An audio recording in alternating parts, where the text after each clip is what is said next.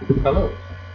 Today I'm going to read Little Bunny's Sleepless Night by Carol Roth, illustrated by Valerie Gorbachev.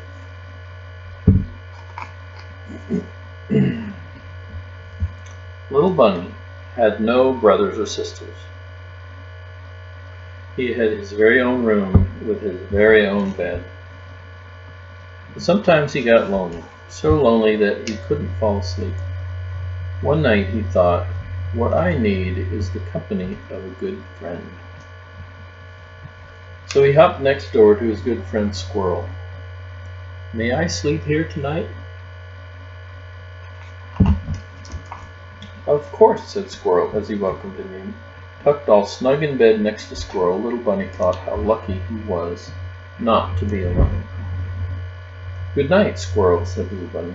Good night, Little Bunny, answered his friend.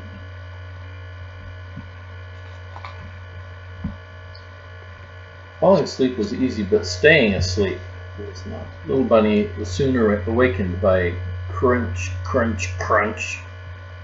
What's that noise? He asked as he sat up in bed. Just me cracking acorns, said Squirrel. I always have a little snack in the middle of the night. Well, thanks for having me, but I can't sleep with all that noise. So Little Bunny left and hopped some more until he reached his good friend Skunk.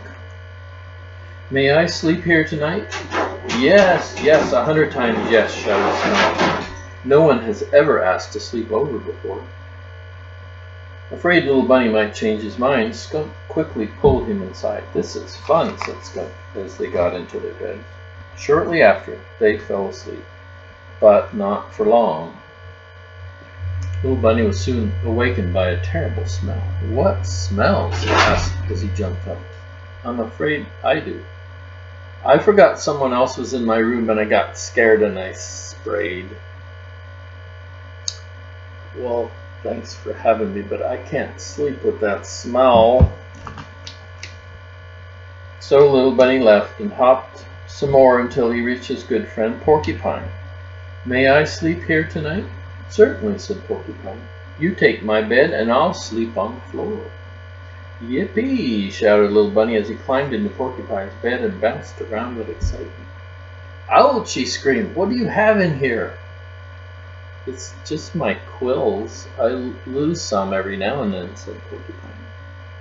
Well, thanks for having me, but I can't sleep with those prickles. So Little Bunny left and hopped some more till he reached his good friend Bear. May I sleep here tonight? Why, sure, make yourself at home, said Bear. By now Little Bunny was so tired he just curled up on the floor and went right to sleep. But very soon Little Bunny was awakened by a loud rumbling noise. Oh no, it's thundering, he thought. But it wasn't thundering at all. His friend Bear was snoring.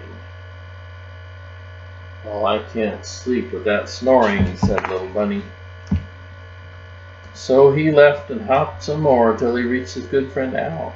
May I sleep here tonight?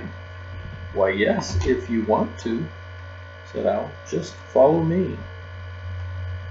Exhausted Little Bunny went right to sleep, but soon he was awakened by a bright light shining in his eyes. Put out the light, he shouted. I can't, said Owl. I stay up reading every night. That's how I got to be so wise.